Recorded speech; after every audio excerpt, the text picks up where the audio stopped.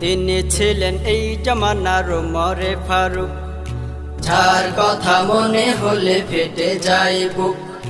তিনি ছিলেন এই জামানার ওমরে ফারুক, মাবুদের ডাকে তিনি গিয়েছেন চলি বাবুনগরী।